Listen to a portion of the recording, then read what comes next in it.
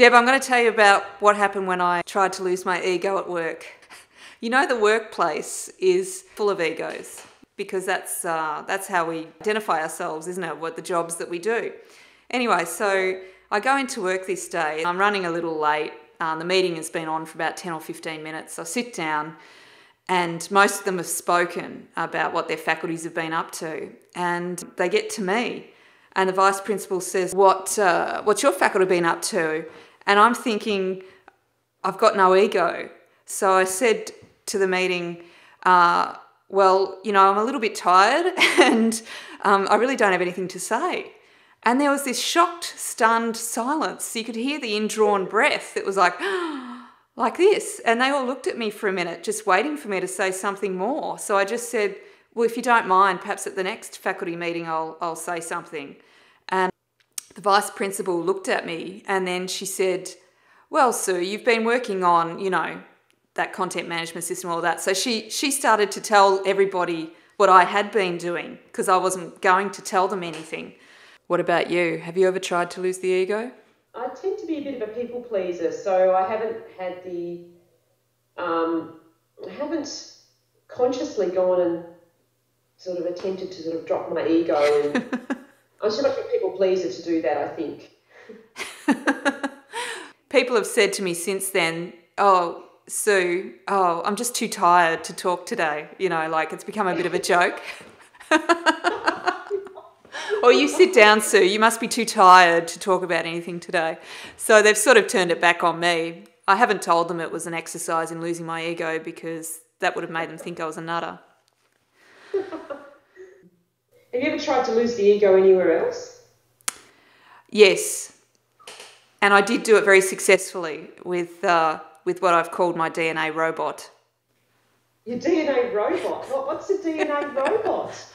Well, I'd been reading about the brain and how the brain creates consciousness, and they don't actually think that we are individuals as such, that we're just an amalgamation of chemicals and chemical reactions which create thought, and that the brain just tries to make sense of thought. So the way you view the world isn't actually probably the way it should be viewed at all, or it's going to be viewed differently by different beings, whether it's, you know, animals, us, whatever.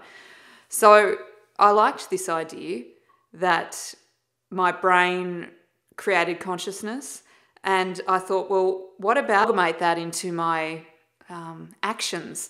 So instead of thinking I want to do this or I want to do that, I just, for the experiment's sake, you know, I don't normally go around thinking this, I thought it wants to do this, it wants to do that. So I took away that whole feeling of I. Self. Yeah, it took away the self. And this was really what was amazing about it. After doing this, probably for a couple of hours, of not thinking of myself as an individual as such, just sort of like a bit of organic clay, my whole persona dropped away. What I thought I was, that whole idea of who I was, it almost felt like it slipped off like a piece of clothing, like a coat. It literally felt like it had dropped away, a bit like the Wizard of Oz, you know, when he's exposed and the whole thing is shown to be a facade. And this is exactly what it was like. And it was blissful.